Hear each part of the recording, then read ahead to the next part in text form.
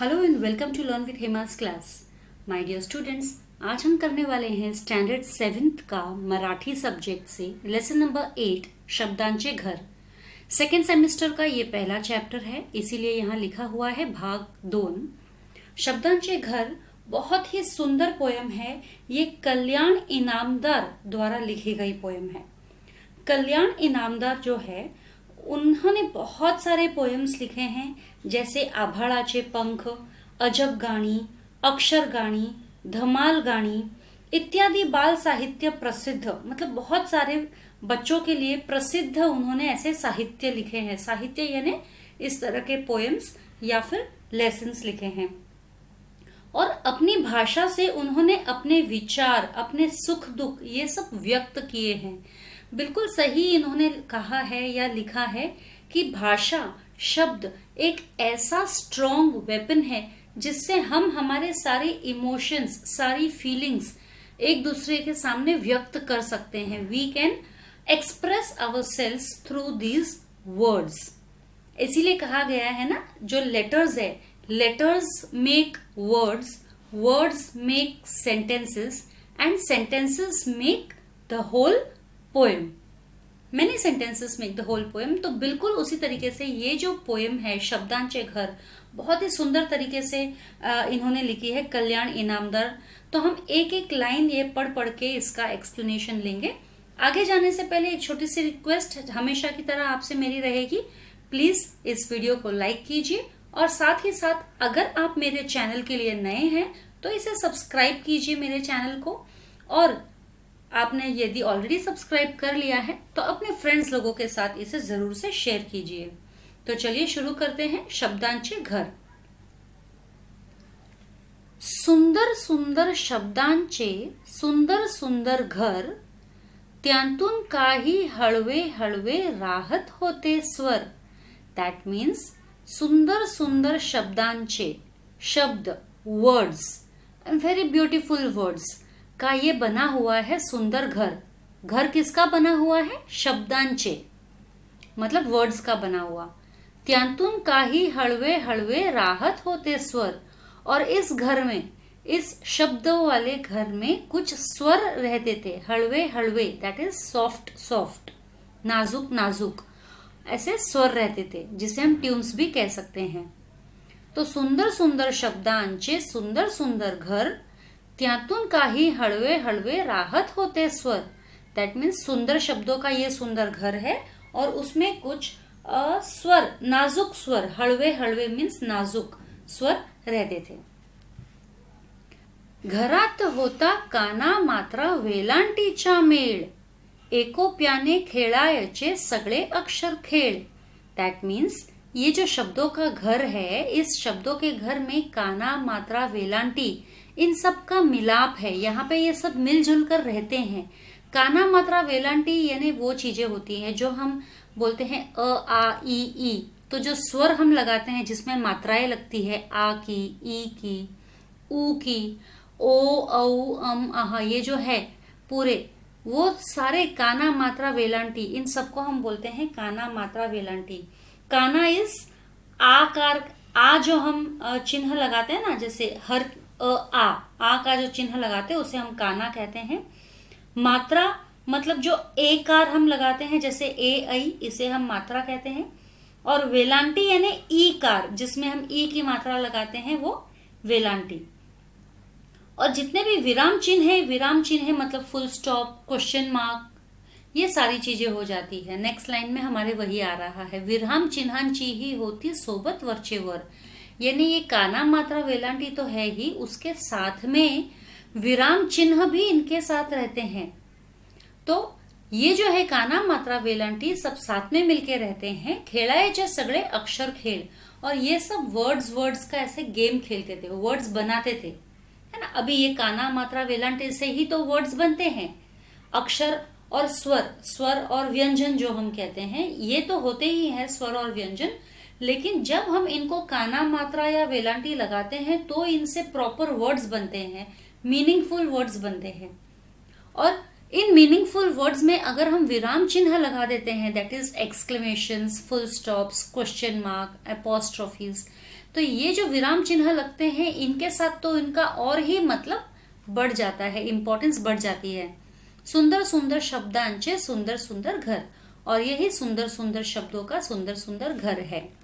Next, एखाद्याची धुसफूस सुद्धा हवी हवीशी छान, प्रत्येकाला अर्थ वेगळा सुख दुखाचे भान।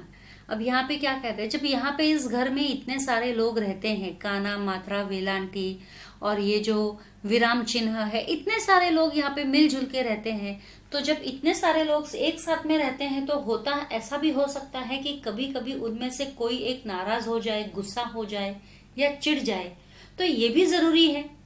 सब लोग प्यार से रहते हैं तो उसमें से कोई एक अगर चिढ़ जाता है तो उसमें भी अपना ही अलग ही एक मजा होता है।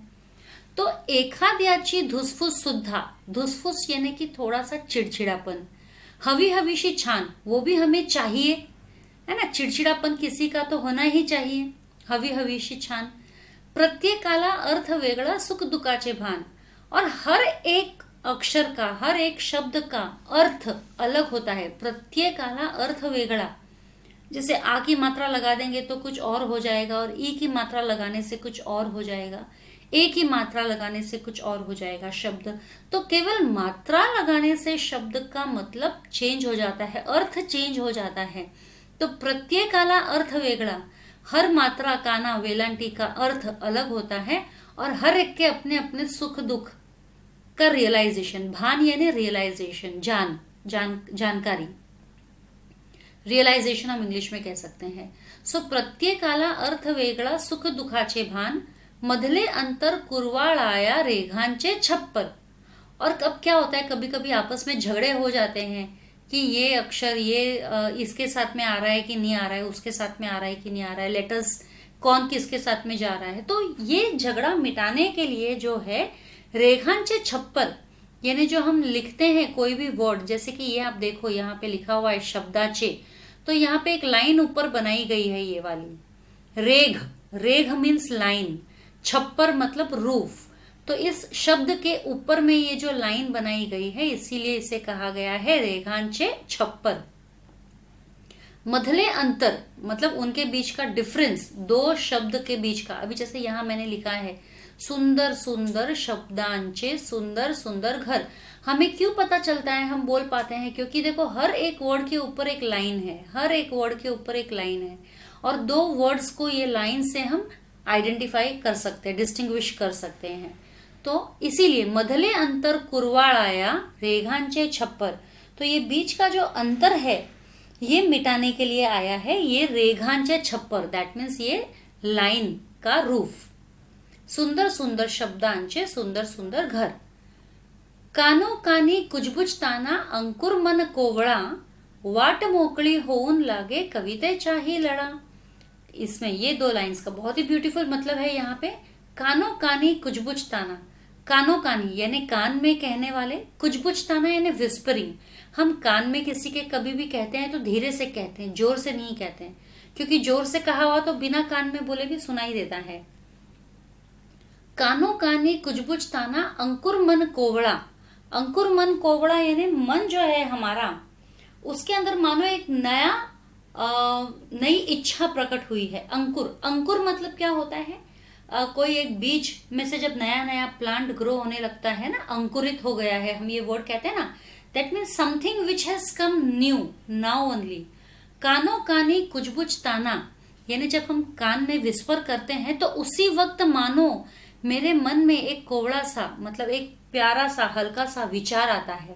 अंकुर मन कोवड़ा, मेरे मन में जो विचार आया है वो अभी अभी नया नया आया है। वाट मोकड़ी होऊन लागे कवितेचाही लड़ा, और मुझे मेरा मन जो है, जो भी मैं सोचता हूँ, विचार करता हूँ, यानी ये शब्द जो भी सोचते हैं, विचार करते हैं, और ये शब्दों के द्वारा सारी इनकी विचार धाराएं जो है, विचार जो है बाहर शब्दों के द्वारा निकल जाती है। और जब इनके विचार शब्दों के द्वारा शब्दों में प्रकट हो जाते हैं तो उनसे बनने लगती है कविताएं, है ना। वाट मोकड़ी होऊन लागे यानी मन जो है शांत हो जाता है, क्योंकि मन में जो नए नए शब्द ऊपर उभर के आ रहे हैं उन शब्दों से अब मैंने कविता बना ली है। वाट मोकळी होऊन लागे कविते चालड़ा, अवती भवती झिरपत राही गाणे काली जभर। और ये जो मेरे मन में जो नई नई आवाजें आ रही है, नए नए शब्द आ रहे हैं, तो इनसे जो है गाने मेरी जबान पे जो है गाने आ रहे हैं, दिल से भरकर गाने आ रहे हैं, दिल से गाने आ रहे हैं। काली जभर मतलब दिल से, हार्ट फिल्ड हम कह सकते हैं। अवती भवती झिरपत राही, अवती भवती मीन्स हियर एंड देर, यहाँ वहां। झिरपत राही गाने, झिरपत मीन्स टप टप टपकना। जैसे हम हमारे मुंह से कभी कभी जो कवि होते हैं उनके मुंह से जो भी निकलता है वो एक कविता के रूप में ही निकलता है, और कोई अगर शायर होता है तो उनके मुंह से जो भी शब्द निकलते हैं वो एक शायरी के रूप में होती है। तो वैसे ही अवती भवती, जब हमारे मन में अंकुरित हुए हुए हमारे विचार जो है शब्दों का रूप धारण कर लेते हैं, तो मानो उनमें से एक नई कविता या नया गाना ही बन जाता है। तो और ये सब होता है दिल से, दिल से निकलता है। अवती भवती झिरपत राही गाणे काळी जभर, सुंदर सुंदर शब्दांचे सुंदर सुंदर घर। तो बहुत ही सुंदर ये जो कविता है, बहुत ही सुंदर कविता है। अब इसके सारे क्वेश्चन आंसर्स मैं आपको अभी दे देती हूँ इसी सेशन में। बस अब हम सिर्फ क्वेश्चन आंसर्स ही करने वाले हैं। एक बार एक लेखक के बारे में देख लेते हैं। ये मैंने आपको बताया था, कल्याण इनामदार द्वारा ये लिखा गया है। आभाळाचे पंख, अजब गाणी, अक्षर गाणी, धमाल गाणी इत्यादि बाल साहित्य प्रसिद्ध। ये बहुत सारे, मतलब ये सारे के सारे जो है ना, ये सारे के सारे बाल साहित्य है, बच्चों के लिए लिखे गए साहित्य है, और ये बहुत ही फेमस है। और भाषेद्वारे आपण आपले विचार सुख दुख व्यक्त करतो। बहुत इंपॉर्टेंट लाइन है कि भाषा के द्वारा, थ्रू लैंग्वेजेस, हम हमारे विचार जो है, सुख दुख जो है व्यक्त करते हैं। और प्रस्तुत कविता में से हम कवी ने आपल्या भोवतीचे शब्दांचे वर्णन कसे सुंदर आहे हे सांगितले आहे। मतलब हमारे आसपास में जो भी शब्द है हमारे, वो जब हम यूज करते हैं तो वो कितने सुंदर होते हैं, ये हमें बताया गया है। जब तक हम जानते हैं शब्दों को तब तक तो ठीक है, लेकिन जब हम उन शब्दों को यूज करने लगते हैं एक्चुअल में, तो उनकी ब्यूटी और निखर के आ जाती है। तो चलिए अब हम चलते हैं आंसर्स की तरफ। कोणते लिहा, सबसे पहला है शब्दांच्या घरात राहणारे। शब्द के घर में कौन रहता है? स्वर। घरात एकोप्याने खेळणारे, एकोप्याने कौन खेलता है? काना, मात्रा, वेलांटी। अवतीभोवती झिरपणारे, अवतीभोवती झिरपणारे गाणे। कवितेच्या खालील ओळी पूर्ण करा, मतलब पोएम में से ये लाइन्स हमें कंप्लीट करनी है। तो घरात होता काना, मात्रा, वेलांटीचा मेळ, एकोप्याने खेळायाचे सगळे अक्षर खेळ। सेकंड वाला, एखाद्याची धुसफूस सुद्धा हवी हवीशी छान, प्रत्येकाला अर्थ वेगळा सुख दुखाचे भान। कानोकानी कुजबुजताना अंकुर मन कोवळा, वाट मोकळी होऊन लागे कवितेचाही लळा। खालील पदाच्या आधारे दिलेल्या सूचनेनुसार कृती करा। आकृति पूर्ण करा। शब्दांच्या घरात राहणारे सदस्य। शब्दों के घर में कौन रहता है? स्वर, काना, मात्रा, वेलांटी, विराम चिन्ह। एका शब्दात उत्तर लिहा। दोन शब्दांतील अंतर दाखविण्यासाठी शब्दांना कशाचे छप्पर असते? रेघांचे। योग्य पर्याय निवडा। वरचे वर शब्दात सोबत असते। यहाँ पे ऑप्शंस दिया है, विराम चिन्हांची या खेळाची, तो यहाँ पे विराम चिन्हांची। कोठे, हळवे हळवे स्वर राहत होते। हळवे हळवे स्वर कोठे राहत होते? शब्दांच्या घरात। खालील अर्थाच्या कवितेतील ओळी लिहा। वेलांटी, काना, मात्रा सगळे घरात एकोप्याने राहायचे आणि अक्षर खेळ खेळायचे। तो यहाँ पे इसका हमें